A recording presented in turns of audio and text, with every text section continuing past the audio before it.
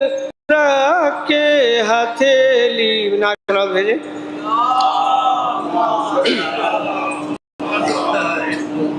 नौज फरमाए। जितने भी मसाइब होना घबराइयो ज़ैनब, जितने भी मसाइब होना घबराइयो ज़ैनब, आशूर की शब आई अलमदार तुम ही हो, इस काफिले की काफिला सालार तुम ही हो, बच्चे की खबर लीजियो बहलाइयो ज़ैनब, जितने भी मसाइब होना घबराइयो ज़ैनब, खो जाए सकीना तो उसे ढूंढ के लाना, हो बाप के सीने पे तो आहिस्ता उठाना, बाबा नहीं अब आएंगे समझाइयो ज़ैनब, जितने भी मसाइब होना घबराइयो।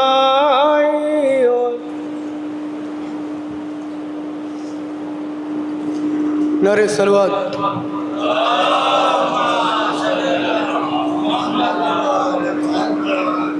शहजहाँ रहे हैं लाशे अकबर पाजाली, अकबर पाजाली, कैसा ये वक्त आ गया सरवर पाजाली, सरवर पाजाली, कुछ सूझता नहीं मुझे ऐ मेरे नूर, ऐ मेरे नूर, कुछ सूझता नहीं मुझे ऐ मेरे नूर, ऐ मेरे नूर, बोले हुसैन लाश अकबर पाजाले, अकबर पाजाले, ज़ैनब तड़प के गिर पड़ी जलती ज़मीन पर, जलती ज़मीन पर, खंजर चला जो गर्दन सरवर पाजाली, सरवर पाजाली, पानी कहाँ से लाए जो तुरबत को तर करे, जो तुरबत को तर करे, रोते हैं शाह लाश अकबर पाजाली, अकबर पाजाली, दुनिया से आह हो गई नजरों में शाह की, نظروں میں شاہ کی، ارے نیزہ لگا جو سینہ اکبر پایا علی، اکبر پایا علی، کیسا یہ وقت آ گیا سرور پایا علی، سرور پایا علی۔ نعرہ صلوات۔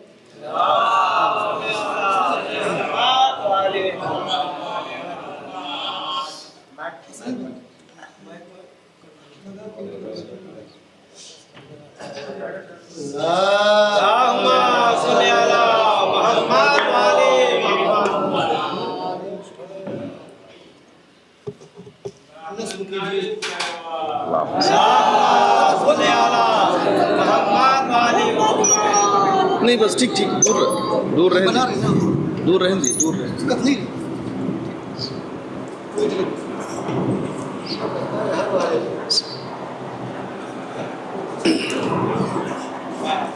فاتحہ۔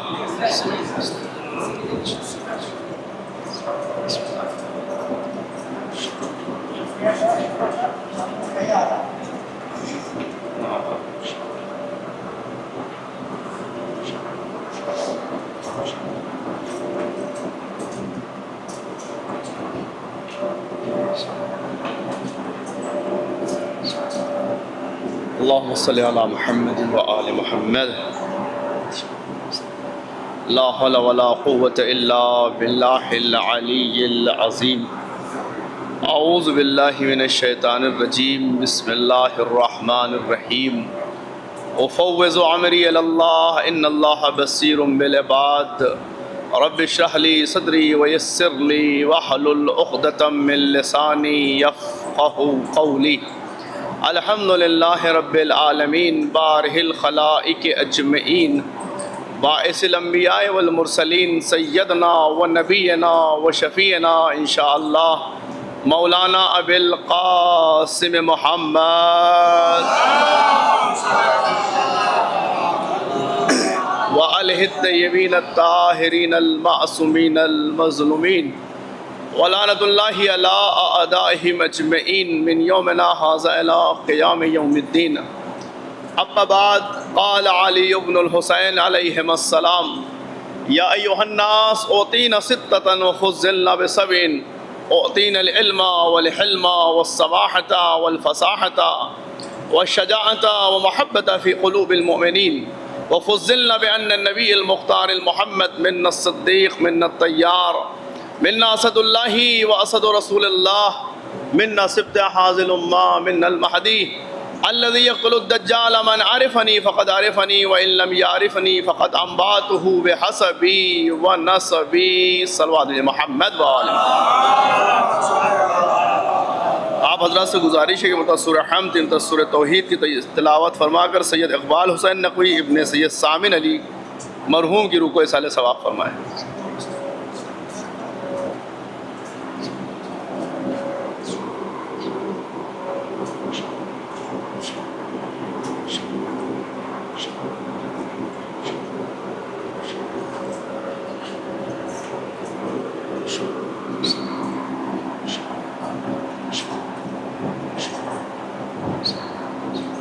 اے میرے رب، اے میرے مالک، اے میرے خالق، تجھے واسطہ محمد و آل محمد کا، ہمارے سورہ حمد، سورہ توحید، صلوات کا ثواب جن مرحوم کا نام لیا گیا ہے، پروردگار ان کی خدمت میں اس کا ثواب ہدیہ فرما۔ خدایا مرحوم کے تمام چھوٹے بڑے گناہوں کو معاف فرما۔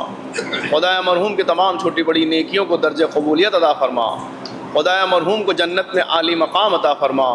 خدایا مرحوم کو اہل بیت علیہ السلام کا ہم نشین قرار فرما، انہی کے ساتھ محشور فرما۔ خدایا مرحوم کی قبر پر رحمت کو نزول فرما۔ خدایا مرحوم کی قبر کو مزین منور فرما۔ سبحان ربک رب العزت عما یصفون وسلام علی المرسلین والحمد للہ رب العالمین۔ صلوات محمد۔ مائک سیٹ ہو گیا بس ٹھیک ہے، اس میں کچھ کریے اور یہ نہیں، ایکو نہ بڑھائیے گا، ایکو کم کر دیجیے، اور باس جو ہوتا ہے بیس اس کو کم کر دیجیے تاکہ شور نہ ہو۔ ایک صلوات محمد و آل محمد۔ آپ آپ لوگ ہماری طرف متوجہ رہیے گا، ان کی طرف متوجہ نہ رہیے گا. تھوڑا تھوڑا آگے تشریف لے آئیں، بس اتنی زحمت کریں. تھوڑا تھوڑا آگے، تھوڑا سا زحمت کر لیں بس. جتنا دور رہیں گے اتنی مجلس دیر تک ہوگی، جتنا قریب رہیں گے مجلس مختصر ہوگی. ایک صلوات محمد و آل محمد.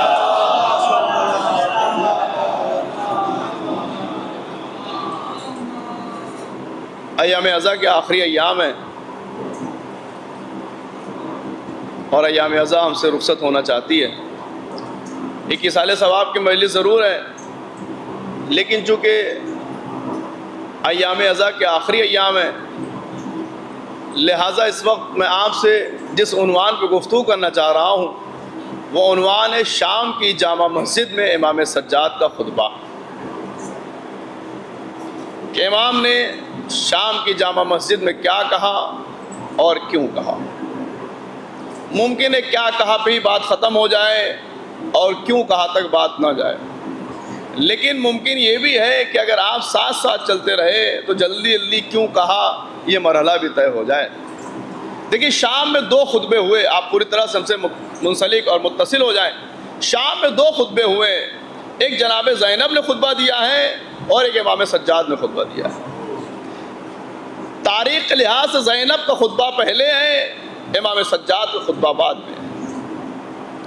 بی بی نے جو خطبہ دیا ہے وہ شام کے دربار میں خطبہ دیا ہے، اور امام نے جو خطبہ دیا ہے وہ شام کی جامع مسجد میں خطبہ دیا ہے.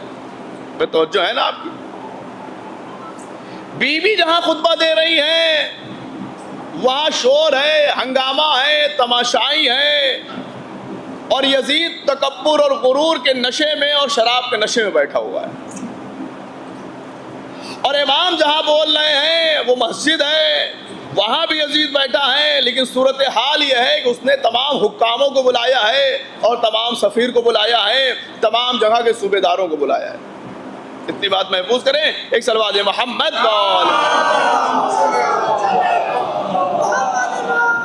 یہ 2 خطبے کی فرق میں نے آپ کے سامنے رکھ دیا.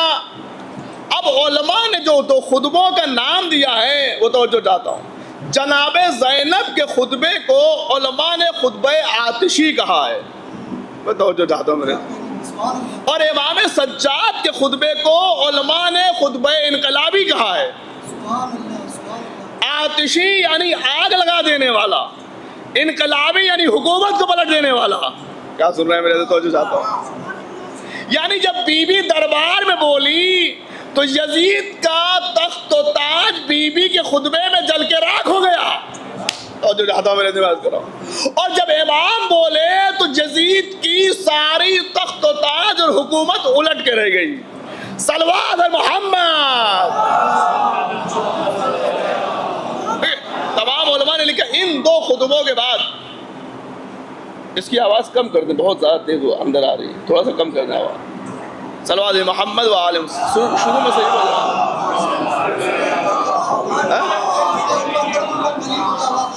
آپ کو آواز نہیں آ رہی آپ لوگوں کو میری؟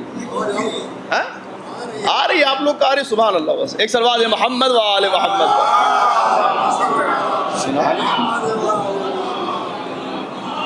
اس 2 خطبے کے بعد علماء نے لکھا کہ یزید کے بس میں نہیں تھا کہ اہل حرم کو شام میں قید رکھے، لہذا لوگ ایک جملہ استعمال کرتے ہیں وہ یہ ہے کہ یزید نے اہل حرم کو آزاد کر دیا. تو جو چاہتا ہوں میرے عزیزوں، میں چاہتا ہوں اسی جملے سے آپ مجھ سے جڑ جائیں. یزید نے اہل حرم کو آزاد کر دیا. نہیں عزیزوں، یزید نے اہل حرم کو آزاد نہیں کیا، اہل حرم نے آزادی حاصل کی ہے. تھوڑا سا متوجہ جائے. یزید نے اہل حرم کو آزاد نہیں کیا ہے، بلکہ اہل حرم نے یزید سے آزادی حاصل کی ہے. اس لیے یزید سمجھ گیا تھا ان خطبوں کے بعد کہ اگر شام کا دروازہ قید خانے کا کھولا نہیں گیا تو شام کے لوگ اس دروازے کو توڑ دیں گے. صلوات محمد.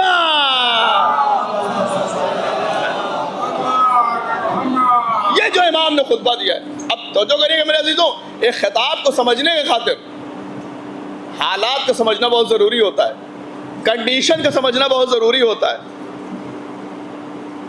شرائط کو سمجھنا بہت ضروری ہوتا ہے. اس لیے جب تک بیان میں کنڈیشن، شرائط اور حالات نہ سمجھے جائیں گے، خطاب کا صحیح معنی مفہوم نکل کے سامنے نہ آئے گا. تو توجہ کریے، میں عرض کرنے جا رہا ہوں. اس لیے مقرر کہاں بول رہا ہے، کس جگہ بول رہا ہے، کس مجمع میں بول رہا ہے، کن لوگوں میں بول رہا ہے، مسجد میں بول رہا ہے یا مسجد کے باہر بول رہا ہے، اپنوں میں بول رہا ہے یا غیروں میں بول رہا ہے، اس کو سمجھنے کے خاطر ضروری ہے ان پوری کنڈیشن کو سمجھا جائے. متوجہ رہے میرے عزیز. اس لیے جب تک کنڈیشن سمجھ میں نہ آئے گی، بیان کے معنی سمجھ میں نہ آئیں گے. دیکھیے میں آپ کو مثال دوں کہ مولانا صاحب کیا کہہ رہے ہیں، کچھ بات پلے نہیں پڑ رہی ہے. دیکھیے آواز بہت کھینچ رہا ہے، مائک آپ کا صحیح نہیں ہے، تو پہلے بتا دیتا ہوں.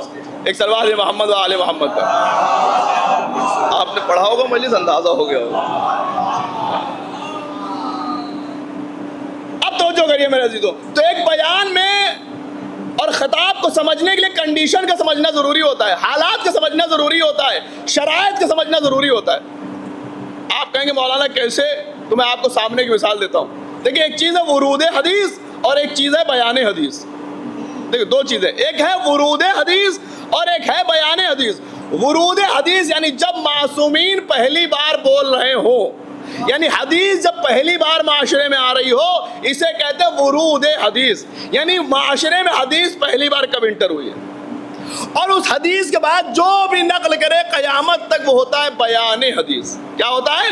بیان حدیث. دیکھیں ایک حدیث سناؤں گا، آپ کہیں گے کنڈیشن کیسے معنی بدلتی ہے. اچھا توجہ چاہتا ہوں میرے عزیزوں. ایک صلوات محمد و آل محمد پر. آواز نہیں آ رہی اب؟ زیادہ قریب جا رہے ہیں تو آواز بہت کھینچ رہا ہے مائک، ہم کو پڑھنے میں مشکل ہو رہی ہے. اوپر کر دیجیے، آپ رہنے دیجیے کسی سے. کوئی مسئلہ نہیں.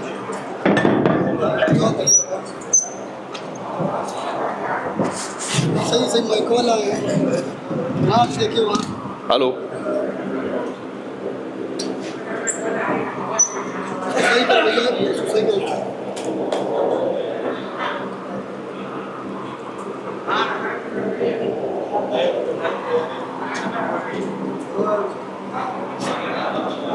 ایک صلوات محمد و آل محمد پر.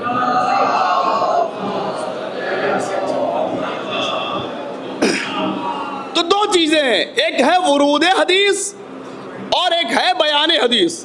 ورود حدیث جب پہلی بار معصوم بیان کر رہا ہو، بیان حدیث اس کے بعد جب لوگ نقل کر رہے ہوں. حدیث کنڈیشن کے اعتبار سے معنی بدلتی ہے. دیکھیے ایک حدیث آپ نے سن رکھی ہوگی، الجار ثم الدار، پہلے پڑوسی پھر گھر. بتائیے سنی ہے کہ نہیں سنی ہے آپ نے؟ بولیں، اگر نہیں بولیں گے تو ہم بھی نہیں بولیں گے. یہ حدیث سنی ہے کہ نہیں سنی ہے؟ پہلے پڑوسی پھر گھر. کس معنی میں سنی ہے؟ اس معنی میں سنی ہے کہ بی بی مصلی عبادت پہ ہے، دعا کر رہی ہے، بڑا بیٹا پوچھتا ہے والد گرامی گھر والوں کے لیے کب دعا کریں گی، تو بی بی فرماتی الجار ثم الدار، پہلے پڑوسی پھر گھر. چونکہ مصلی عبادت پہ تھی اور دعا کا مسئلہ تھا تو معنی دعا کے نکل کے آئے. لیکن یہ حدیث ہے نبی گرامی کی، بی بی فاطمہ زہرا کی نہیں ہے.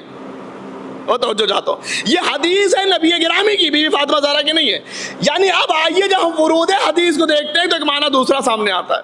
ایک شخص نبی کی خدمت میں آتا ہے اور آگے کہتا ہے نبی خدا میں گھر خریدنا چاہتا ہوں. نبی خدا کہتے ہیں الجار ثم الدار، پہلے پڑوسی پھر گھر. بہت توجہ چاہتا ہوں میرے عزیزوں، بات ضائع نہ ہونا چاہیے. اس سمجھ میں اسے بات نہیں آتی، لوٹ کے چلا آتا ہے. نبی تھے، احترام ملوز خاطر تھا، کچھ نہیں کہا. پھر آگے بیٹھ گیا اور سوچنے لگا نبی خدا سے تو میں گھر کے بارے میں پوچھ رہا ہوں، نبی خدا پڑوسی کے بارے میں بتا رہے ہیں. پھر 3-4 دن کے بعد گیا، اے نبی خدا میں گھر خریدنا چاہتا ہوں. پھر نبی نے گرامی نے کہا الجار ثم الدار، پہلے پڑوسی پھر گھر. پھر بات سمجھ میں نہ آئی، لوٹ کے چلا آیا کہ میں تو نبی سے گھر کے بارے میں پوچھ رہا ہوں اور نبی پڑوسی کے بارے میں مشورہ دے رہے ہیں. 2 بار گزر گیا، تیسری بار پھر پہنچا کچھ دن کے بعد اور کہنے لگا نبی خدا میں گھر خریدنا چاہتا ہوں، مجھے مشورہ دیجئے میں گھر کہاں خریدوں. پھر نبی خدا نے کہا الجار ثم الدار، پہلے پڑوسی پھر گھر. اب اس نے ہاتھوں کو جوڑ لیا, نبی خدا جب تک سمجھائیے گا نہیں میں جاؤں گا نہیں. میں گھر کے بارے میں پوچھ رہا ہوں, آپ پڑوسی کے بارے میں بتا رہے ہیں. میں گھر کے بارے میں پوچھ رہا ہوں, آپ پڑوسی کے بارے میں بتا رہے ہیں. مسئلہ کیا ہے کہ جو تم پوچھ رہے ہو میں وہی بتا رہا ہوں. جو تم پوچھ رہے ہو میں وہی بتا رہا ہوں کہ جب تم گھر خریدو تو پہلے پڑوسیوں کو دیکھ لو. نہیں بولے میرے عزیز, پہلے پڑوسیوں کو دیکھ لو. اس لیے پڑوسی کا اثر گھر پر بھی پڑتا ہے, گھرانے پر بھی پڑتا ہے, گھر پر بھی پڑتا ہے, گھرانے پر بھی پڑتا ہے. اے میرے بھائیوں, جب گھر خریدنا تو پڑوسی دیکھ کے خریدنا. اگر محلہ سقیفائی ہوگا تو اولاد سقیفائی بنے گی, اگر محلہ قدیری ہوگا تو اولاد مولائی بنے گی.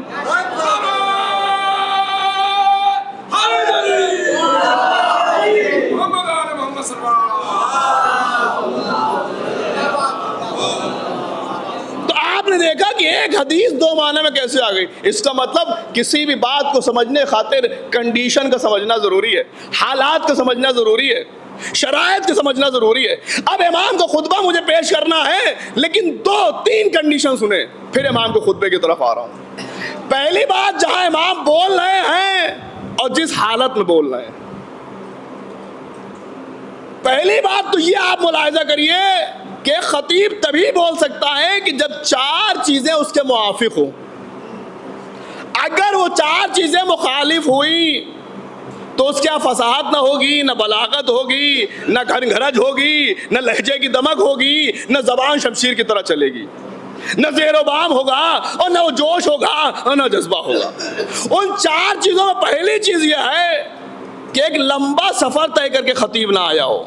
دیکھیں میرے عزیزوں, میرے جملے کو ضائع نہ کرنے کیجیے گا, اور اس بات کو ذہن میں رکھیے کہ امام کو خطبہ پیش کرنا ہے. خطیب لمبا سفر طے کر کے نہ آیا ہو. مثلا میں دلی سے آؤں اور ڈائریکٹ آپ مجھے ممبر پر بٹھا دیجئے. اب میں آپ کے سامنے پڑھوں گا, چونکہ تھکان غالب ہوگی, وہ جوش, وہ جذبہ, وہ فساد, وہ بلاغت, وہ امنگ, وہ اتار چڑھاؤ, وہ زبان کا قیچی کی طرح چلنا نہیں آئے گا. اس لیے تھکان غالب ہوگی. بجائے اس کے کہ ہمارا خطاب مؤثر ہو, تھکان کی وجہ سے متاثر ہو کے رہ جائے گا. وہی تو جو چاہتا میرے بات کر. ایک بات. دوسری بات یہ ہے کہ جس مجمع میں خطاب کر رہا ہوں وہ مجمع اپنوں کا ہو, ہم مذہب ہو, ہم فکر ہو, ہم دین ہو, ہم خیال ہو. لیکن مجمع میرے مخالف بیٹھا ہو, جو کفار و مشرکین کو لا کے بیٹھا دیجیے, میں اللہ رسول کی باتیں کرتا رہوں گا, فضائل اہل بیت سناتا رہوں گا, انہیں سمجھ میں نہیں آئے گا. جب انہیں سمجھ میں نہیں آئے گا تو اپریشیٹ نہیں کریں گے, سبحان اللہ نہیں کہیں گے, واہ نہیں کریں گے, نعرے تکبیر, نعرے حیدری نہیں لگائیں گے. نتیجہ یہ ہوگا کہ خطیب کے حلق سوکھنے لگے گا, زبان چپکنے لگے گی, اور پھر وہ جو چہک ہونی چاہیے خطابت میں نہیں آئے گی. یہ دوسری چیز بھی ضروری ہے. تیسری چیز, جس مکان میں خطیب خطاب کر رہا ہے وہ مکان محفوظ ہو. بھائی تو جو چاہتا ہوں میرے امام سجاد کو خطبہ پیش کرنا ہے کہ جہاں خطیب بول رہا ہے وہاں وہ مکان محفوظ ہو. اسے اس بات کا ڈر نہ ہو کہ دوران خطابت کہیں سے ڈھیلا آ جائے گا, کہیں سے پتھر آ جائے گا, کہیں سے جوتا آ جائے گا, کہیں سے چپل آ جائے گا, کہیں کوئی آگ پھینک دے گا, کہیں کوئی گرم پانی پھینک دے گا. تو نتیجہ کیا ہوگا؟ خطیب کے ذہن بار بار آئے گا کہیں مجلس پڑھنے کے درمیان کوئی ڈھیلا نہ آ جائے, کوئی پتھر نہ آ جائے, کہیں آگ نہ آ جائے, کہیں انگارہ نہ آ جائے, کہیں پانی نہ آ جائے. پھر کیا ہوگا؟ جو خطیب خطاب کر رہا ہوگا ذہن میں بار بار ٹینشن بنی رہے گی, اور جو حق کے خطابت ہے وہ ادا نہ ہو پائے گی. بھائی توجہ فرمائے میرے ذل اللہ, متوجہ رہے میری طرف. وہ مضامین کو جمع کر کے پیش نہیں کر پائے گا چونکہ اس کے ذہن میں ٹینشن بنی رہے گی, کہیں جوتا نہ آ جائے, کہیں چپل نہ آ جائے, کہیں انگارہ نہ آ جائے. ٹھیک. چوتھی بات وہ یہ ہے کہ جس نے مجلس پڑھنے کے لیے بلایا ہے وہ بلانے والا ڈکٹیٹر نہ ہو. کیسے سن رہے ہیں میرے جو میں عرض کر رہا ہوں توجہ چاہتا ہوں. بلانے والا ڈکٹیٹر نہ ہو کہتے مولانا صاحب میرے اندر یہ خرابی یہ خرابی یہ خرابی. لیکن جتنی دیر مجلس پڑھیے گا مجلس میں کوئی بات میرے مزاج کے خلاف نہ جائے. بھائی کیا سن رہے ہیں میرے عزیزو؟ کوئی بات میرے مزاج کے خلاف نہ جائے. اگر میرے مزاج کے خلاف گئی تو یہ گاؤں تو دور آپ امام باڑہ کراس نہیں کر پائیں گے. تو نتیجہ کیا ہوگا؟ جب خطیب خطاب کر رہا ہوگا ذہن میں بار بار یہ بات آئے گی کہ بات صاحب کے خلاف نہ چلی جائے، صاحب کے خلاف نہ چلی جائے، صاحب کے خلاف نہ چلی جائے. پھر وہ ٹینشن بنی رہے گی اور پھر خطیب وہ حق جو بیان کا ہوتا ہے ادا نہ کر پائے گا. اللہ اللہ. دیکھیے امام سجاد کی فضیلت میں آپ کے سامنے آیا کر رہا ہوں. یعنی یہ چار چیزیں ہیں تو خطیب بول پائے گا، لیکن یہ چار چیزیں اگر مخالف ہے تو خطیب بول نہیں پائے گا. لیکن اللہ نے امام سجاد کا بیان یہ چاروں چیزیں مخالف تھی. کربلا سے شام کا سفر تھا، مجمع نہ ہم مذہب تھا، نہ ہم خیال تھا، نہ ہم دین تھا. لوگ ڈھیلے پتھر لے کے کھڑے تھے، سامنے یزید جیسا ڈکٹیٹر تھا. ارے اللہ توجہ، سامنے یزید جیسا ڈکٹیٹر تھا. لیکن تمام علماء نے لکھا کہ جب امام بولے تو شام کو ایسے بدلا جیسے آپ کے نانا نے مکے اور مدینے کو بدلا تھا. صلوات محمد.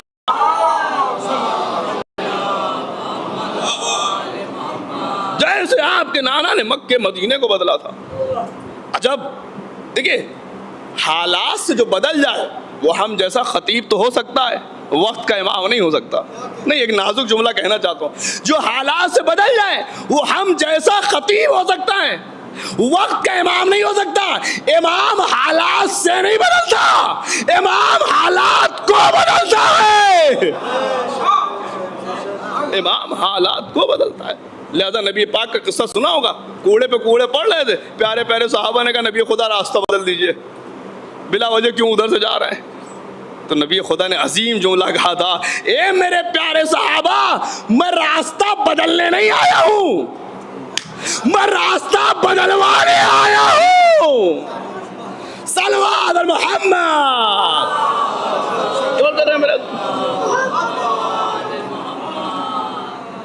تو امام نے حالات شام کے بدلے ایک چیز، اس بات کو نوٹ کریے. دوسری چیز، جہاں امام بول رہے ہیں وہاں 46 سال سے بنو امیہ کی حکومت ہے، اور اس 46 سال میں بنو امیہ نے اپنے کمالات بتائے ہیں، علی اور اولاد علی کو برا کہا ہے، اور اتنا بغض علی لوگوں کے دل میں بھرا بنے بیٹھے ہوئے کہ نام علی کا آئے پھٹ جائیں، قتل کر دیں یا قتل ہو جائیں. اور اس شام میں لوگ بنو امیہ کو خلیفۃ الرسول کہہ رہے ہیں، امیر المومنین کہہ رہے ہیں، جھک جھک کے سلام کر رہے ہیں، بعض روایت کہتی رسول اللہ بھی کہہ رہے ہیں. دیکھ رہے ہیں یہ شام کی کنڈیشن ہے.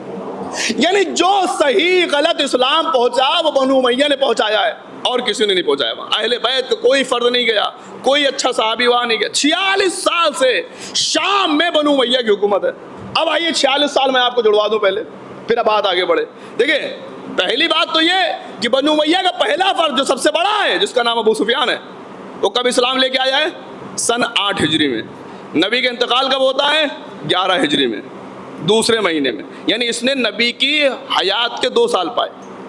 14 ہجری آتے آتے اس کے بڑے بیٹے یزید بن ابو سفیان کو شام کا گورنر بنا دیا جاتا ہے. میں متوجہ چاہتا ہوں میرے عزیزو بہت. یہ 4 سال زندہ رہتا ہے، 18 میں مر جاتا ہے. پھر اس کے بعد دوسرے بیٹے کو شام کا گورنر بنایا جاتا ہے، جسے معاویہ بن ابو سفیان کہتے ہیں. یہ گورنر شام میں رہتا ہے سن 40 ہجری تک. کتنے سال ہو گئے؟ دیکھیں بولیں، اگر ہمیں اس بات کا احساس ہے کہ دوپہر میں بھوک لگی ہے اور اگر آپ نہیں بولیں گے تو سو جائیں گے، اس لیے آپ کو بلوا رہا ہوں. کتنے سال ہو گئے؟ 22 سال چھوٹے بیٹے کے، 18 سے 40، اور 4 سال بڑے بیٹے کے. 22 4 بولیں 26 سال. 41 ہجری میں صلح ہوتی ہے، اس صلح کے بعد بنو امیہ کا شام میں گراف بڑھ گیا ہے. اب یہ وہاں گورنر نہیں ہے. صلح کے بعد یہ حاکم اسلام ہے. کیا ہے؟ حاکم اسلام ہے, خلیفہ رسول ہے, امیر المومنین لوگ کہہ رہے ہیں. اب سب کچھ اسلام کی باغڈور ان کے ہاتھ میں ہے, جتنے بھی 45 اور 50 ملک ہیں اس وقت. یہ بات آ گئی آپ کے سامنے. اور یہ مرتا ہے 60 میں. کتنے سال ہو گئے؟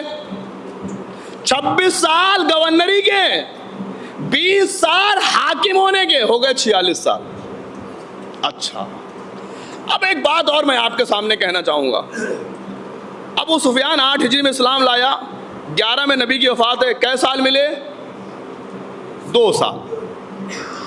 علی کے بارے میں تمام علماء نے لکھا, سنی شیعہ نے متفق ہو کے, کہ علی نے آنکھ آغوش رسالت میں کھولی. دیکھیے بھائی, اس بات کو ضائع نہ جانے دیجیے گا میرے. علی نے آنکھ آغوش رسالت میں کھولی, اور رسالت نے اپنی آنکھ آغوش علی میں بند کی. نہیں متوجہ ہو میرے دوستو. آج نبی نے اپنی آنکھ آغوش علی میں بند کی. دونوں طرف سے پیراگراف لگا ہوا ہے. علی نے اپنی آنکھ آغوش رسالت میں کھولی, رسول نے اپنی آنکھ آغوش علی میں بند کی ہے. ہو گئی بات اتنی. میں مجلس پڑھ رہا ہوں, مثلاً 50 منٹ کی مجلس پڑھوں, 48 منٹ جب ہو جائے تو ایک صاحب آئے. جب 48 منٹ میں ختم ہونے پہ آئے گا تو اسے جگہ کہاں ملے گی؟ ایک دم کنارے ملے گی. اور جیسے ہی 2 منٹ بعد مجلس ختم کروں گا, آگے والا اٹھنے نہ پائے گا, وہ وہیں سے یو ٹرن لے گا اور حصہ لے کے چلا جائے گا. وہیں سے گھومے گا اور حصہ لے کے چلا جائے گا. ٹھیک ہے, آخر میں آیا, حصے کا حقدار تو لے گیا, صحیح. لیکن یہ پورے دھورارا والے مجھے بتائیں, کیا اسے اس بات کا حق ہے کہ وہ آج ہماری مجلس پہ کمنٹ کرے کہ آج جاوید عباس مصطفی نے یہ پڑھا, یہ پڑھا, یہ پڑھا, یہ پڑھا, یہ پڑھا؟ حق ہے اسے؟ بولے حق ہے؟ نہیں ہے. نہ اسے حق ہے بولنے کا, اور نہ لوگوں کو حق ہے اس سے پوچھنے کا. نہیں میرے عزیزوں, میری مثال پہنچنا چاہیے. نہ اسے حق ہے بتانے کا, نہ مجمع کو حق ہے پوچھنے کا کہ مولانا نے کیا پڑھا. لیکن ایک شخص جو اول مجلس میں آیا ہے, اور وہ جب اٹھ کے جائے ممکن ہے حصہ نہ ملے, لیکن آپ بتائیے اسے حق ہے کہ وہ میری مجلس پہ کمنٹ کرے کہ آج مولانا نے یہ پڑھا, یہ پڑھا, یہ پڑھا, یہ پڑھا؟ اسے حق ہے میری مجلس پہ کمنٹ کرنے کا بھی, اور امت کو حق ہے اس سے پوچھنے کا بھی. کیوں؟ اس لیے کہ اس نے پوری مجلس کو کور کیا ہے. اللہ خاموش نہ رہے خدا, اس نے پوری مجلس کو کور کیا ہے. اب امت مسلمہ خود طے کرے کہ وہ اسلام کس سے لے گی. اس بنو امیہ سے لے گی جس نے نبی کے 2 سال پائے, یا اس علی سے لے گی جس نے نبی کی آغوش میں آنکھ کھولی. صلوات اور محمد. ایک اور صلوات بھیجے محمد والے محمد.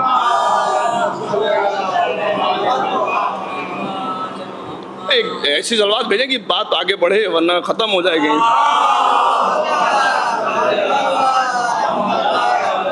تو 46 سال سے شام میں بنو امیہ جہاں امام بولنے جا رہے ہیں. پہلی بات یہ نوٹ کی آپ نے کہ امام بولے تو حالات بدلے. ایک دوسری بات, جہاں امام بول رہے ہیں وہاں 46 سال سے بنو امیہ ہیں, سوائے بغض علی اور اپنی فضیلت کو کچھ نہیں کہا گیا ہے. یہ 2 باتیں نوٹ کر لی, تو اب تیسری بات بھی نوٹ کریے. اور وہ تیسری بات یہ ہے کہ آپ سب اپنی اپنی گھڑی دیکھیے کہ امام کتنی دیر شام میں بولے. میں توجہ چاہتا ہوں میرے اندر, اس لیے کہ اگر امام کے خطاب کا ڈوریشن نہیں پتا چلے گا تو 46 سال ورسز کیسے ہوگا؟ نہیں میرے عزیزو توجہ فرمائے, کچھ تو بولے. 46 سال کا اس خطاب سے مقابلہ کیسے ہوگا؟ اب آئیے آپ گھڑی دیکھیے, 3 بات نوٹ کرتے. پہلی بات, امام بولے تو حالات بدلے. دوسری بات, جہاں امام بول رہے ہیں 46 سال سے بنو امیہ کی حکومت ہے. تیسری بات نوٹ کرنے کی, امام کتنی دیر بولے. بسم اللہ الرحمن الرحیم. یا ایھا الناس اوتینا ستۃ وفضلنا بسبع أوتينا العلم والحلم والسماحة والفصاحة والشجاعة ومحبة في قلوب المؤمنين. وفضلنا بأن النبي المختار المحمد منا الصديق منا الطيار منا أسد الله وأسد رسول الله منا سبط هذه الأمة منا المهدي الذي يقتل الدجال. من عرفني فقد عرفني وإن لم يعرفني فقد أنبأته بحسبي ونسبي. أنا ابن مكة ومنى، أنا ابن زمزم والصفا، أنا ابن من حمل الركن بأطراف الردى، أنا ابن خير من يتعالى واهتفى، أنا ابن خير من يتزى وارتدى، أنا ابن خير من حج ولبى، أنا ابن خير من سعى وطاف، أنا ابن حمل على البراق في الهواء، أنا ابن من أسري به من المسجد الحرام إلى المسجد الأقصى، أنا ابن من بلغ به جبريل إلى سدرة المنتهى، أنا ابن من دنا فتدلى فقاب قوسين ودنا، أنا ابن من صلى بالملائكة في السماء، أنا ابن من هو إليه الجليل وما هو إليه، أنا ابن محمد المصطفى. ایک صلوات دے محمد و آل محمد.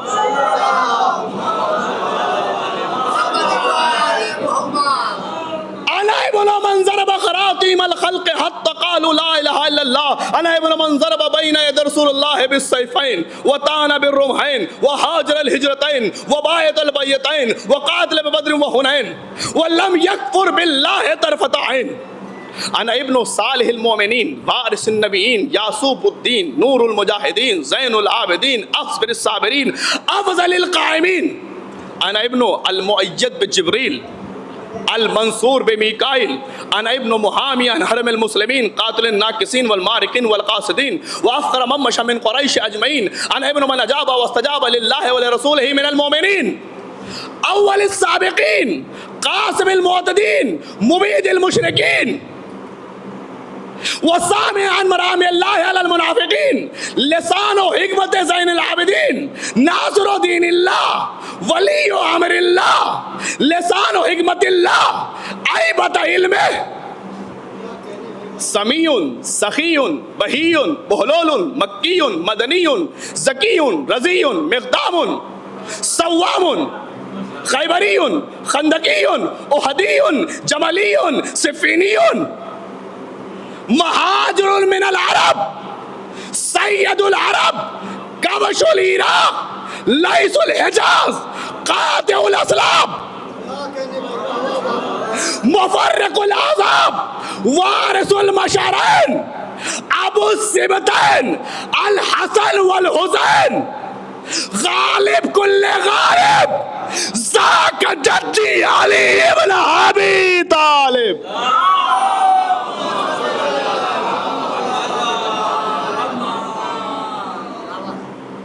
ذاک جدی علی ابن ابی طالب. جتنی دیر میں خطبہ پڑھ رہا تھا میں یہ دیکھ رہا تھا کہ آپ ایک دم منہمک ہو کے اس خطبے کو سن رہے ہیں، آنکھوں سے آنکھ ملائے ہوئے ہیں، متوجہ اتنا ہے کہ سر بھی ہلنے نہ پایا، اور ایسا لگ رہا تھا کہ اگر سر ہلا تو پرندہ اڑ جائے گا، کیونکہ میں یہاں سے دیکھ رہا تھا سب کو اتنی توجہ سے سن رہے تھے، اتنی توجہ سے سن رہے تھے. اللہ اللہ، آج 1400 سال بعد امام کے کلام یہ گناہگار زبان پڑھے تو یہ اثر پیدا ہو تو یہ شام میں امام بولے ہوں گے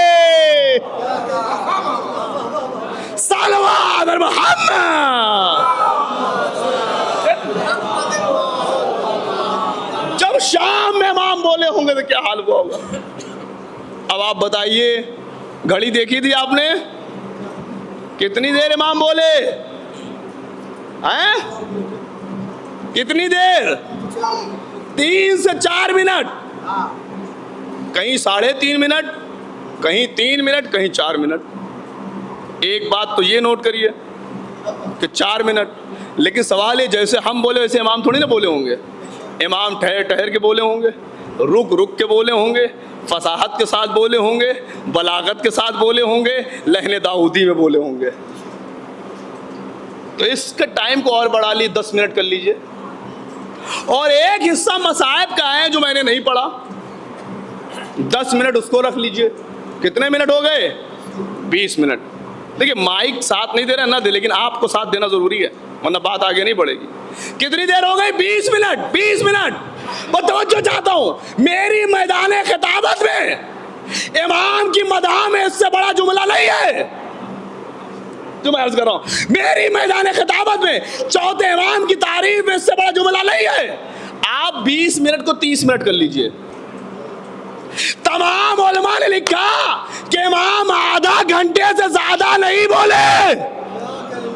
کیا سن رہے ہیں میرے عزیز جو میں عرض کر رہا ہوں؟ امام آدھا گھنٹے سے زیادہ نہیں بولے, لیکن امام کا یہ آدھا گھنٹے کا بیان بنو امیہ کی 46 سالہ حکومت کو گرا گیا. امام کا آدھا گھنٹے کا بیان بنو امیہ کی 46 سالہ حکومت کو گرا گیا. اب سمجھ میں آیا سجاد کسے کہتے؟ سجاد کسے کہتے؟ جو اپنی آدھا گھنٹے کی تقریر سے بنو امیہ کی 46 سالہ پلاننگ کو فیل کر دے, اسے امام سجاد کہتے ہیں. صلوات علی محمد و آل محمد.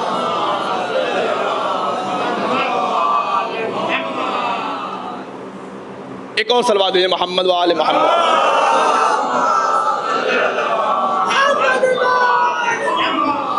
یہ تو ہو گیا خطبہ جو عربی میں تھا.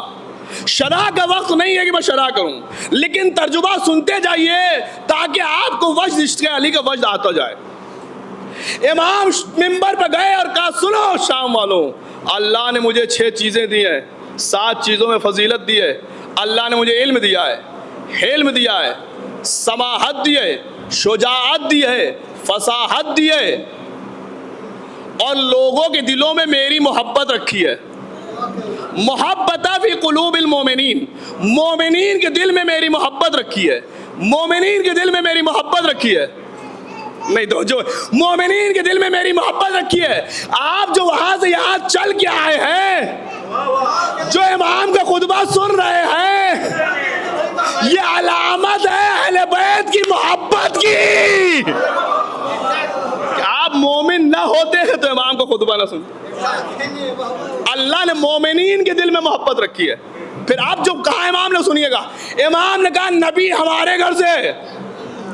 نہیں تو جو کہہ رہے میرے عزیز, تو وہاں بتایا گیا تھا کہ ان کا اہل بیت سے نبی کے گھرانے سے کوئی تعلق نہیں ہے, جعفر کے گھرانے سے کوئی تعلق نہیں ہے, حمزہ ان کے گھر سے نہیں ہے, حسن و حسین ان کے گھر سے نہیں ہے. اب توجہ کریے گا, انہوں نے کہا 6 چیزیں دی ہیں, 7 چیزوں میں فضیلت دی ہے.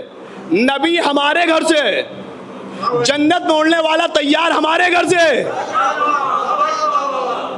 جنت میں اڑنے والا تیار ہمارے گھر سے, اللہ کا شعر حمزہ ہمارے گھر سے, رسول اللہ کا شعر علی ہمارے گھر سے, صدیق ہمارے گھر سے. نہیں اس جملے کو اگر نہیں متوجہ کیا, ایک 45 منٹ کی تقریر آپ نے صدیق کو سنی ہے. میں ایک جملہ کہے کہ آگے بڑھوں گا. امام شام کے بھرے دربار وغیرہ صدیق ہمارے گھر سے ہے نا, یہ سیاسی جملہ ہے امام سجاد کا. صدیق ہمارے گھر سے, صدیق ہمارے گھر سے. امام بتانا چاہ رہے تھے جو تمہارے پاس صدیق ہے وہ نقلی ہے, اصلی ہمارے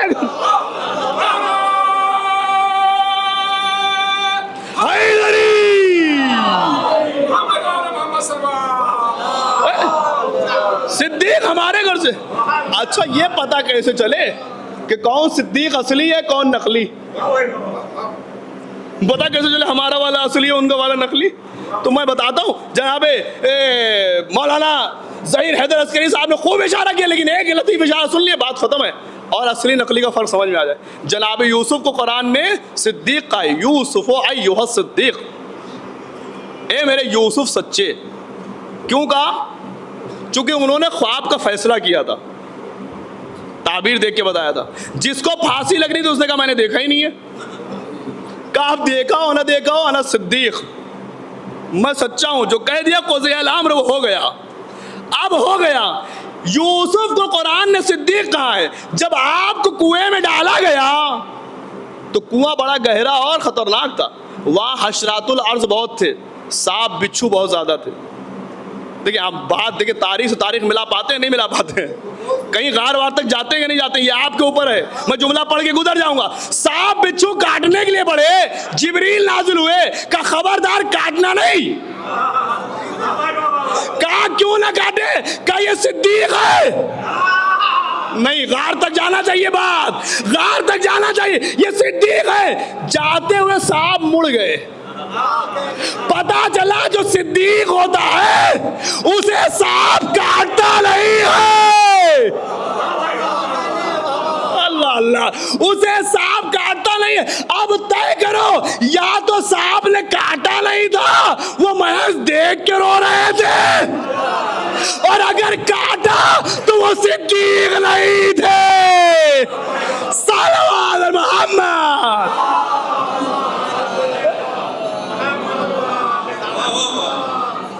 اللہ نے ہمارے گھر میں صدیق بھیجے، صدیق ہمارے گھر سے، پھر اللہ نے حسن و حسین ہمارے گھر سے، حسن و حسین ہمارے گھر سے، پھر آنے والا مہدی ہمارے گھر سے. الذی یقتل الدجال، دجال کو مارے گا. کیوں امام کہہ رہے تھے؟ کیوں کہہ رہے تھے؟ امام مہدی تو بھی آئے نہیں تھے، لیکن امام یزید کی آنکھ میں آنکھ ڈال کے یزید تخت بیٹھا تھا، کہتے سنو مہدی ہمارے گھر سے، چونکہ حدیثیں مہدی کے بارے میں آ چکی تھی کہ وہ آخری وقت میں آگے حکومت کرے گا. اللہ اللہ، خاموشی سے سننے بڑی اہم بات.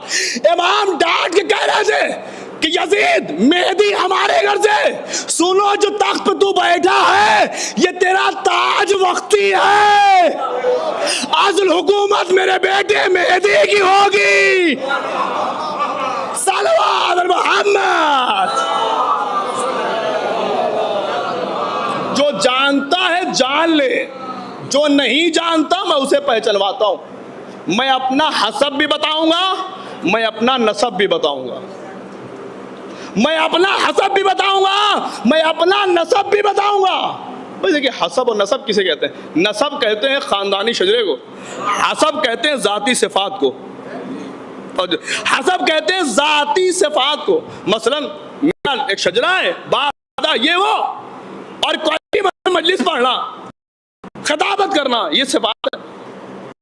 حسب ہے، میری ذاتی کوالٹی ہے. کوئی ڈاکٹر ہے، کوئی انجینئر ہے. حسب و نسب کو سمجھنا ہے تو دو جملے میں کہوں، فاطمہ کا نبی کی بیٹی ہونا یہ آپ کا نسب ہے، اور فاطمہ کے آنے پہ رسول کا کھڑا ہو جانا یہ آپ کا حسب ہے. حسن و حسین کا نبی کا بیٹا ہونا یہ آپ کا نسب ہے، اور حسن و حسین کے لیے سواری بن جانا یہ حسنین کا حسب ہے. نہیں، جملہ اور بڑھاؤں، علی کا ابو طالب کا بیٹا ہونا یہ آپ کا نسب ہے، غدیر کا مولا ہونا یہ آپ کا حسب ہے. امام بولے میں حسب بھی بتاتا ہوں، میں نسب بھی بتاتا ہوں. لکھنؤ کے ایک بڑے عالم دین گزرے، سید العلماء، وہ کہتے ہیں اس بھرے دربار میں جتنے بھی لوگ بیٹھے تھے، قسم خدا کی جملہ رائے گا نہ جائے، اس بھرے دربار میں سوائے امام سجاد کے کسی میں دم نہیں تھا کہ جو اپنے حسب و نسب کو بتا سکے.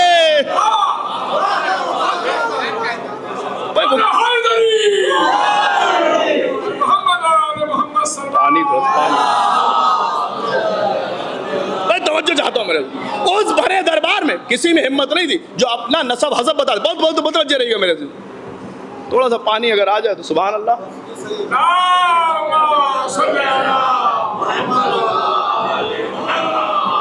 اس بھرے دربار میں کسی کو ہمت نہیں تھی سوائے سجاد کے کہ اپنا حسب بھی بتائے، اپنا نسب بھی بتائے. اب سنیے گا، اب جب امام نے نسب بتائے، انا ابن مکہ و منا، میں مکے کا بیٹا ہوں، میں مینا کا بیٹا ہوں، میں زمزم کا بیٹا ہوں، میں صفا کا بیٹا ہوں.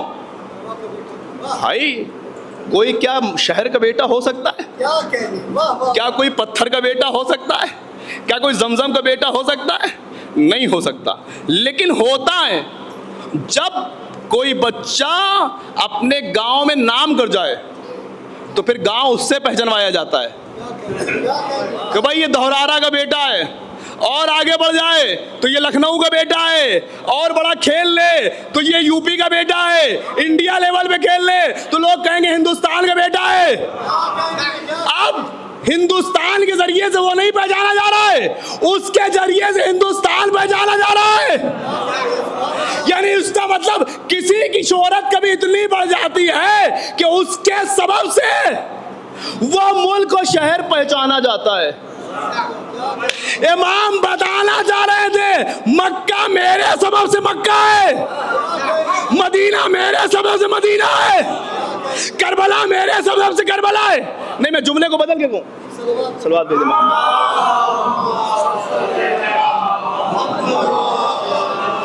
نہیں متوجہ نہیں, جملہ رائے گا نہ جانے دے. مکہ میرے سبب سے مکہ, مدینہ میرے سبب سے مدینہ. نہیں, ان کے آنے سے پہلے مکہ مکہ تھا, مدینہ مدینہ تھا, نجف نجف تھا, کربلا کربلا تھا, مشہد مشہد تھا. لیکن امام نے کہا کہ جب میرا نالا مکے میں آیا تو مکرمہ ہو گیا, مدینے میں آیا تو منورہ بن گیا, نجف میں گیا تو اشرف بن گیا, کربلا گیا تو معلی. صلوات علی محمد.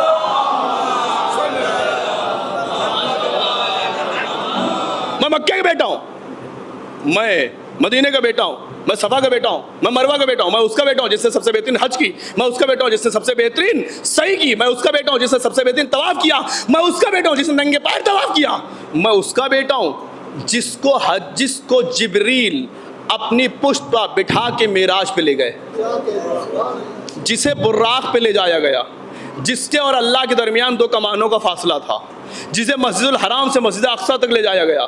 میں توجہ چاہتا ہوں, جسے جبریل لے کے گئے, جس نے ملائکہ کو نماز پڑھائی, میں اس کا بیٹا.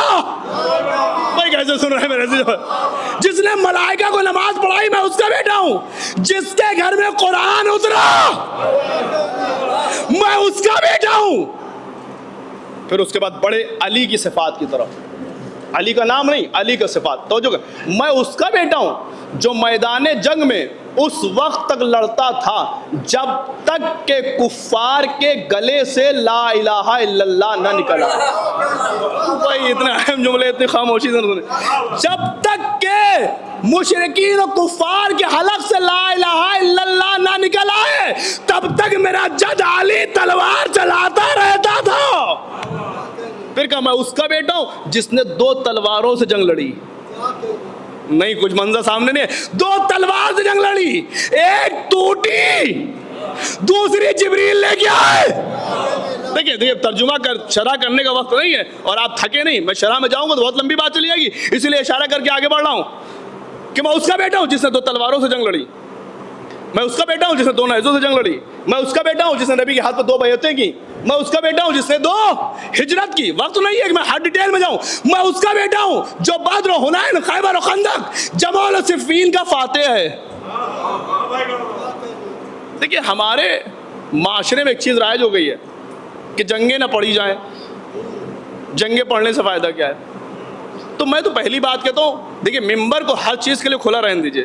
بس شریعت کے دائرے میں بات ہو, کوئی تبلیغی آگے پڑھ رہا ہے تبلیغی پڑھے, کوئی فضائل پڑھ رہا ہے فضائل پڑھے, کوئی کسی گوشے گفتگو کا کرے, بس حدود کے دائرے میں ہو. لیکن یہ منع نہ کریے کہ کس چیز سے کیا فائدہ ہے. کچھ فائدہ ہو نہ ہو, لیکن فضائل علی سننے کے لیے بیٹھنے میں اللہ ثواب لکھ دیتا ہے. یہاں کا فائدہ نہ ہو, وہاں کا تو ملتا ہے. لوگ کہتے جنگیں نہ پڑھیں. اصل یہ ہے کہ آپ کی زبان سے دشمن بول رہا ہے. آپ کو بہت دور تک لے جانا چاہتا ہوں. آپ کی زبان سے دشمن بول رہا ہے جنگیں نہ پڑھی جائیں. کیوں؟ بدر نہ پڑھی جائے تاکہ علی کی شجاعت سامنے نہ آئے. نہیں, اگر نہیں بولیں گے تو بات آگے نہیں بڑھے گی. بدر نہ پڑھی جائے تاکہ علی کی شجاعت سامنے نہ آئے. احد نہ پڑھی جائے تاکہ لا فتح کا قصیدہ سامنے نہ آئے.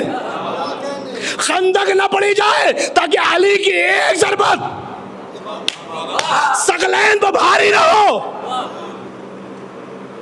خیبر نہ پڑھی جائے تاکہ فاطمہ کے قاتل پکڑے نہ جائیں. نہیں, بہت دور سے میں نے بات کہہ دی.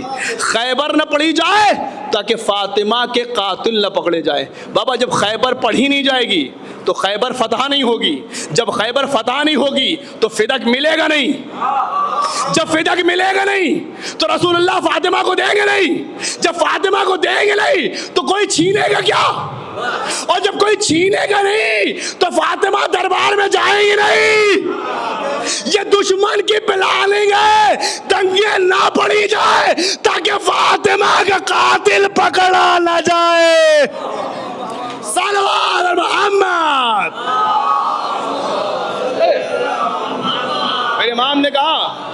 میں وارث النبیین کا بیٹا ہوں، یاسف الدین کا بیٹا ہوں، زین العابدین کا بیٹا ہوں، اصبر الصابرین کا بیٹا ہوں، افضل القائمین کا بیٹا ہوں، میں اس کا بیٹا ہوں جسے جبریل نے مدد کی، جس کی میکائیل نے تائید کی، جس نے حرم مسلمین کو بچایا، جو جنگوں جمال و صفین میں لڑا، میں اس کا بیٹا ہوں جو اللہ رسول اللہ کے ہاتھ پر سب سے پہلے ایمان لے کے آیا، میں اس کا بیٹا ہوں جس نے اللہ کی طرف سے منافقین پہ سب سے پہلا تیر پھینکا، میں اس کا بیٹا ہوں جو مکی ہے، مدنی ہے، خیبری ہے، خندقی ہے، عراق کا شیر ہے، حجاز کا بزرگ ہے، میں اس کا بیٹا ہوں جو قاطع الاسلاب ہے، دیکھیں علی کے فضائل ہیں، جو نسلوں کو کاٹ دیتا ہے، میں اس کا بیٹا ہوں جب حملہ کرتا ہے تو فوجیں بھاگ جاتی ہیں، میں اس کا بیٹا ہوں جو عرب کا سردار ہے، جو مشعر کا وارث ہے، جو حسن و حسین کا بابا ہے، جو غالب کل غالب ہے، اس کا نام علی ابن ابی طالب ہے۔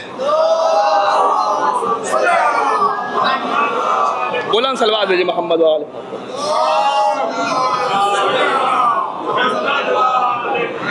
آپ تھک بھی گئے اور میں نے بھی اپنے خطاب کو سمیٹ دیا، لیکن سوال یہ میرے عزیزوں، جس علی کا نام پہلے لینا چاہیے تھا امام نے آخر میں کیوں لیا؟ پہلے علی کے فضائل و صفات بیان کیے، آخر میں علی کا نام لیا۔ کنڈیشن آپ کے ذہن میں ہے نا؟ آخر میں علی کا نام کیوں لیا؟ دیکھیں اگر پہلے علی کا نام لے لیتے تو یہ سب مانو بم بنے تیار تھے، علی کا نام آئے یا مر جائیں یا مار دیں، ہے نا؟ اب آئیے، امام نے آدھا گھنٹہ علی کے صفات اور فضائل بیان کیے۔ آپ یہ بتائیں، آپ کو کسی سے محبت ذات سے ہوتی ہے صفات سے؟ نہیں، میری بات نہیں پہنچ رہی، آپ بہت تھک گئے ہیں میرے عزیزوں، بس دو باتوں کی زحمت ہے۔ آپ مجھے بتائیں، آپ کو محبت ذات سے ہوتی ہے صفات سے؟ اب بیٹا ناکارہ نکل جائے تو باپ محبت نہیں کرتا، بھائی برا نکل جائے، اچھے صفات نہ ہو تو بھائی بھائی کو نہیں مانتا، لیکن بھائی ڈاکٹر ہے، بھائی انجینئر ہے، بھائی مالدار ہے، تمام محبتیں امڑیں گی سمٹیں گی۔ اب زوجہ شوہر کو نہیں مانتی، اگر مانتی ہے تو خوبصورتی کی بنا پہ، مثلا دولت کی بنا پہ، حکومت کی بنا پہ، یعنی کچھ نہ کچھ صفات ہو تب کوئی کسی کو مانتا ہے، کوئی کسی کی ذات سے محبت نہیں کرتا۔ نہیں، میری بات پہنچ جائے میرے عزیزوں، میں ایک دم آخری میں محبت انسان کو صفات سے ہوتی ہے۔ اس شام میں لوگ علی سے نفرت کرتے تھے،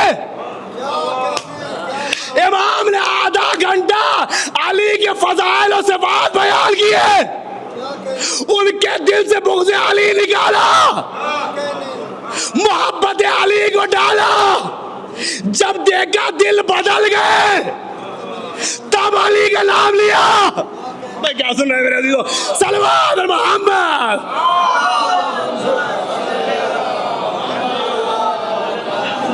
میں نے خون جگر لگا کے اپنی بات کو آپ کے سامنے رکھا ہے۔ ایک بات صفات بیان کی، ایک بات تو ہے صفات کے ذریعے سے محبت پیدا ہوتی ہے، دوسری بات ہے صفات کے ذریعے سے سسپنس بنتا ہے۔ کیا ظہیر صاحب؟ سسپنس کریٹ ہوتا ہے۔ جب کوئی صفات بیان کرنے لگے تو صفات میں سسپنس پیدا ہوتا ہے۔ آپ نے ٹی وی دیکھی ہوگی، اس پہ سیریل آتے ہیں، سیریل انسان کے اندر سسپنس پیدا کرتے ہیں کہ اب کیا ہونے والا ہے، اب کیا ہونے والا ہے، اب کیا ہونے والا ہے، اب کیا ہونے والا ہے، اور ایسا روکتے ہیں کہ 2 دن بعد آپ اگر وہ آئے تو تڑپ کے پہنچ جائیں۔ ایک بات، دوسری بات ایسا سسپنس کریٹ کیا جاتا ہے کہ آپ کو سمجھ میں نہیں آتا آگے کیا ہونے والا ہے، آپ کی آنکھوں سے اشک آ جاتا ہے۔ دیکھیں امام سجاد جو بول رہے ہیں کتنی حکمت کے تحت بول رہے ہیں، آنکھوں سے اشک آ جاتا ہے، رونے لگتا ہے انسان، اتنا سسپنس کریٹ ہوتا ہے۔ اور ایک اچھی خطابت کا بھی ایک ماہر خطیب وہی ہے جو اپنی خطابت میں سسپنس کریٹ کرے، مجمع کو معلوم نہ ہونے دے کہ مولانا کیا پڑھنے والے ہیں، اور پبلک کا دل بار بار کہے اب کیا مولانا کہیں گے، اب کیا کہیں گے، اب کیا کہیں گے، اب کیا کہیں گے، اب کیا کہیں گے۔ اس کا نتیجہ یہ ہوگا کہ پبلک ایک دم مولانا سے جڑی بیٹھی رہے گی، ہٹنے نہ پائے گی، نہ دل ہٹائے گی، نہ دماغ، نہ آنکھ۔ ایسا سسپنس کریٹ ہوگا۔ کوئی آئے اب مجھ سے پوچھے آپ کس کے بیٹے، میں کہوں نصرت عباس کا بیٹا ہوں، اس میں کوئی مزہ ہے، کوئی لطف، کوئی سسپنس کریٹ ہوا؟ نہ۔ ممکن ہے باہر نکلے کوئی پوچھ لے مولانا صاحب کس کے بیٹے تھے، تو کہیں یار یاد نہیں ہے، ذہن سے نکل گیا، انہوں نے اپنے باپ کا نام بتایا تھا۔ لیکن آپ مجھ سے پوچھے آپ کس کے بیٹے ہیں، تو میں کہوں اس کا بیٹا ہوں جو انجینئر ہے، جو ڈاکٹر ہے، جو عابد شب زندہ دار ہے، جو سخی ہے، جو شجاع ہے، جو بہادر ہے، جو مرد میدان ہے، جو ودھائک ہے، جو سانسد ہے، جو پرائم منسٹر ہے، جتنی دیر میں صفات بیان کرتا رہوں گا آپ کی زبانیں تو گنگ رہیں گی. خدا را آخری جملہ ہے، رائے گا نہ جانے دیگا. آپ کی زبانیں تو گنگ رہیں گی، ہونٹ بند رہے گا، لیکن دل دھڑک دھڑک کے کہے گا اما جس کے اتنے صفات ہے جلدی نام بتاؤ.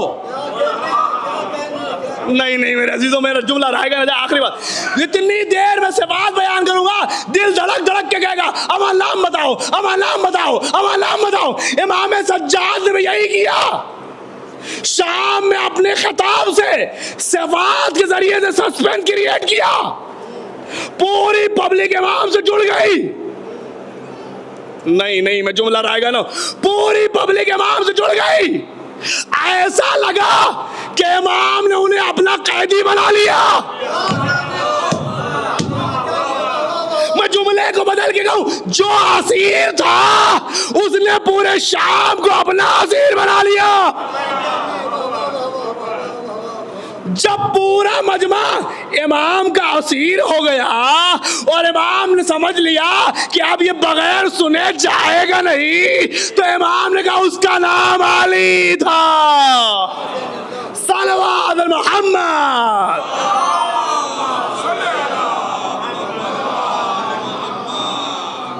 آپ نے غور کیا کس سیاست کے تحت کس طریقے سے امام نے اپنے بابا اپنے دادا کا نام بتایا ہے. کہتے ہیں جب امام نے کہا کہ جس کے اتنے فضائل ہیں اس کا نام علی ہے، اثر یہ ہوا جو ڈھیلے لے کے آئے تھے ان کا ڈھیلا گر گیا، جو پتھر لے کے آئے تھے ان کا پتھر گر گیا، جو آگ لے کے آئے تھے انہوں نے آگ پھینک دی، جو گرم پانی لے کے آئے تھے انہوں نے گرم پانی پھینک دیا. سب چیخ مار مار کے رونے لگے. زج الناس بالبکا، لوگ چیخ مار مار کے رو رہے تھے اور کہہ رہے تھے یہ کیا ہو گیا، مجھے تو کچھ اور بتایا گیا تھا، یہ گھرانہ تو کچھ اور ہے. مجھے بتایا گیا تو اس سے رسول اللہ سے کوئی تعلق نہیں ہے، لیکن اس کی باتوں سے لگتا ہے سب کچھ رسول اللہ کا وارث ہی ہے. پبلک چیخ مار مار کے رو رہی تھی. مجلس ختم ہے میرے عزیزوں، ایام عزا کے بھی دن ختم ہے. جتنا چیخ مار کے رونا چاہیے رو لیجئے. 4 دن بچے ہیں، پتہ نہیں دوبارہ زندگی میں ایسے دن آئے نہ آئے. رہے جو اگلے برس ہم ہیں اور یہ غم پھر ہے، جو چل بسے تو یہ اپنا سلام آخر ہے. کہ جب پبلک چیخ مار مار کے رونے لگی تو امام نے سر کو جھکا لیا. کچھ دیر تک امام بھی روتے رہے. پھر امام نے ایک بتا سر اٹھا کے کہا انا ابن فاطمہ الزہرا، اے شام والو میں فاطمہ زہرا کا بیٹا ہوں. کہتے پبلک چیخ مار مار کے رونے لگی. فاطمہ کا احترام تھا شام میں بھی. ارے رسول کی بیٹی کا بیٹا. کون فاطمہ؟ وہ فاطمہ جو رسول کی بیٹی ہے. کون فاطمہ جس کے اوپر جلتا ہوا دروازہ گرایا گیا؟ کون فاطمہ جس کے منہ سے ان کو مارا گیا؟ دیکھیں یہی وہ ایام ہے کہ جہاں جب فاطمہ پہ جلتا ہوا دروازہ گرایا گیا ہے. فاطمہ تکلیف میں ہے، فاطمہ مصیبت میں ہے. کون فاطمہ جسے شام کی گلیوں میں گھسیٹا گیا؟ کون فاطمہ جس کے ہاتھ پہ تلوار کی بیس سے مارا گیا؟ کون فاطمہ جس پہ تازیانے مارے گئے؟ کون فاطمہ جسے تماچے لگائے گئے؟ جزاک اللہ جزاک اللہ. نہیں معلوم آپ کیسے پرسہ تھے، لیکن کہتے ہیں امام حسن، 1 ربیع اول کو یہ واقعہ ہوا، آج 4 ربیع اول ہے نا. کہتے امام حسن نے یہ منظر اپنی آنکھوں سے دیکھا تھا. شام کے اس گلی سے نہیں گزرتے تھے جہاں ماں فاطمہ کو مارا گیا تھا. جب کوئی پوچھتا تھا مولا وہاں سے کیوں نہیں گزرتے، تو بی بی مولا کہتے تھے کہ مجھے ایسا لگتا ہے جیسے اس گلی میں آج بھی کوئی میری ماں کو مار رہا ہے. جزاکم اللہ خیر الجزا. اللہ آپ کی آوازوں کو، آپ کے گریے کو قبول فرمائے. خدایا اس گریے کے ذریعے سے جس مرحوم کی مجلس اس کی مغفرت فرما، اس کے درجات کو بلند فرما، اس کے قبر پر رحمت کا نزول فرما، اس کی قبر کو مزین منور فرما. بس 2 جملے مجلس تمام ہے. جب پبلک اور رونے لگی تو امام نے ایک بتا تڑپ کے کہا انا ابن مقتول بکربلا ظلمان، اے شام والو میں اس کا بیٹا ہوں جسے جسے کربلا میں ظلم کے ساتھ مارا گیا، جسے کربلا میں ظلم کے ساتھ مارا گیا۔ شبیب بیٹھے، امام رضا کہتے ہیں ابن شبیب ان کنت باکیا فابقى علی الحسین، جب رونے کا دل چاہے تو حسین پہ رویا کرو۔ شبیب نے پلٹ کے پوچھ لیا مولا کیوں؟ کہ اس لیے ذبح ابی کما ذبح الشاة، میرے بابا کو ایسے مارا گیا جیسے جانوروں کو مارا جاتا ہے۔ کہ مولا مطلب کیا ہے؟ کہ آپ نے دیکھا ہوگا جب جانور ذبح کیے جاتے کسی پہ کوئی اثر نہیں ہوتا، ارے میرا جد حسین مارا جا رہا تھا، لاکھوں کا مجمع دیکھ رہا تھا لیکن کوئی کچھ نہ کہتا تھا۔ جزاک اللہ جزاک اللہ۔ بس 3-4 جملے مجلس امام ہے۔ امام کہتے ہیں انا ابنو مزوز من القفا، میں اس حسین کا بیٹا ہوں جس کی گردن پیچھے سے کاٹی گئی۔ انا ابنو مسلوب امامہ والردا، میں اس کا بیٹا ہوں جس کا امامہ بھی چھینا گیا، جس کی ردا بھی چھینی گئی۔ میں اس کا بیٹا ہوں جسے اس وقت تک پیاسا رکھا گیا جب تک وہ مر نہ گیا۔ آپ روئیں نہ روئیں، امام نے اسی خطبے میں کہا ہے میں اس کا بیٹا ہوں جس پہ ملائکہ روئے ہیں، میں اس کا بیٹا ہوں جس پہ پرندے روئے ہیں۔ کسی نے آگے مولا سے کہا مولا نشیب میں ایک جنازہ ہے، جب دن ہوتا ہے تو دیکھتا ہوں کچھ پرندے جو اپنی منخاروں میں پانی لیتے اس کٹی ہوئی گردن کی رگوں پہ جا کے ڈالتے ہیں۔ مولا نے تڑپ کے کہا ارے وہ میرا بابا حسین ہے، ارے اس کی پیاس۔ جزاک اللہ۔ مجلس تمام ہے میرے، خوب پرسہ دیا، بی بی اس مجلس کو قبول فرمائے۔ امام جب پانی کو دیکھتے تھے اپنے بابا کو یاد کرتے تھے، کھانا دیکھتے تھے اپنے بابا کو یاد کرتے تھے، دریا دیکھتے تھے اپنے بابا کو یاد کرتے تھے، ذبح جانور دیکھتے تھے اپنے بابا کو یاد کرتے تھے۔ کہیں سے گزرتے تو قصاب کپڑے ڈال دیتا تھا، کوئی پوچھتا تھا کیوں ڈالا؟ کہ وہ سجاد آ رہے، اب ان گوشت کے ٹکڑوں کو دیکھ کے کہیں گے ہائے میرے بابا کی لاش۔ جزاک اللہ جزاک اللہ۔ لگ رہا ہے آپ آخری ایام میں الوداع کہہ رہے ہیں، مجلس تمام ہو رہی ہے۔ کہتے امام ایک قصاب کے ہاں پہنچ گئے اور کہتے قصاب تو جانور کو ذبح کرتا ہے، شریعت کا حکم معلوم ہے؟ کہ مولا معلوم ہے۔ آپ بتائیں کیا شریعت کا حکم ہے؟ کہ شریعت کا ایک حکم یہ ہے کہ جب جانور ذبح کیا جائے تو ذبح کرنے سے پہلے پانی پلا لیا جائے۔ کہتا میں مولا جب تک پانی نہیں پلاتا ذبح نہیں کرتا۔ امام سینے پہ ہاتھ مار کے کہتے تھے ہائے میرا بابا، ارے کربلا میں پیاسا مارا گیا۔ جزاک اللہ۔ ایک قصاب یہ بتا دوسرا شریعت کا حکم معلوم ہے؟ کہ مولا آپ بتائیں کہ جب جانور کو ذبح کرو تو تیز چاقو سے ذبح کرو۔ کہ مولا میں جب جانور کو ذبح کرتا ہوں تیز چاقو سے تاکہ ایک بار میں جان والی رگ کٹ جائے۔ امام تڑپ کے کہتے تھے ہائے میرا بابا، ارے کون خنجر سے مارا گیا۔ جزاک اللہ جزاک اللہ۔ بس 2 شرطیں مجلس تمام ہے۔ کہ ایک قصاب تیسری شرط معلوم ہے؟ کہ مولا آپ بتائیں کہ تیسری شرط یہ ہے کہ جب جانور کو ذبح کرو تو آگے سے ذبح کرو، پیچھے سے ذبح نہ کرو۔ کہ مولا میں آگے سے ذبح کرتا ہوں تاکہ جان جلدی سے نکل جائے۔ ارے باپ تڑپ کے کہتے تھے ہائے میرا بابا، ارے پیچھے سے کاٹا۔ پسے گردن سرتن میں جدائی ہوئی۔ بآخری جملہ جیسے رخصت دینا چاہتے ہیں اس مجلس کو رخصت دیں، جیسے بی بی کو اس مکان سے اس عزا خانے سے رخصت کرنا چاہتے کریں۔ آخری ایام میں جب چاند نکلے تھے تو دل میں ارمان تھا فاطمہ زہرا کے لال کو روئیں گے لیکن حق کا گریہ ادا نہ ہوا۔ اے بی بی معاف کریے گا، جو ہم سے کمی رہ گئی ہے، اگر پھر زندہ رہے تو آپ کے لال کا مصائب ہے۔ آخری بات مجلس تمام۔ کہیں بتا قصاب چوتھی شرط جانتا ہے؟ کہ مولا بتائیں۔ کہ شریعت کے چوتھا حکم یہ ہے کہ جب ایک جانور کو ذبح کرو تو دوسرا جانور دیکھ نہ رہو۔ کہتے مولا میں جانور کو ہٹا کے دوسرے جانور کو ذبح کرتا ہوں۔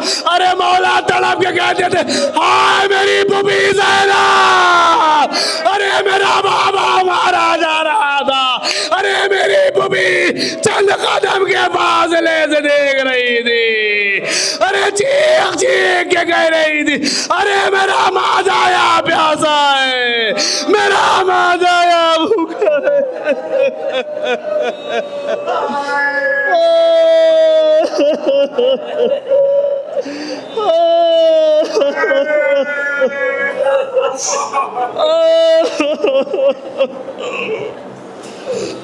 سيعلم الذين ظلموا أيام منقلبون إنا لله وإنا إليه راجعون رضا بقضائه تسليما لأمره اللهم اغفر للمؤمنين والمؤمنات والمسلمين والمسلمات الأحياء منهم والأموات تاب بيننا بينهم بالخيرات انك مجيب الدعوات انك على كل شيء قدیر۔ اے میرے رب، اے میرے مالک، اے میرے خالق، تجھے واسطہ محمد و آل محمد کا ہماری اس مختصر سی عزا کو قبول فرما۔ اس عزا کی برکت کے ذریعے سے مرحوم اقبال حسین کے تمام چھوٹے بڑے گناہوں کو معاف فرما۔ خدایا مرحوم کے تمام چھوٹی بڑی نیکیوں کو درجہ قبولیت عطا فرما۔ خدایا مرحوم کو جنت میں عالی مقام عطا فرما۔ خدایا مرحوم کو اہل بیت علیہ السلام کا ہم نشین قرار فرما، ان کی شفاعت نصیب فرما، انہی کے ساتھ محشور فرما۔ خدایا مرحوم کے قبر پر رحمت کا نزول فرما۔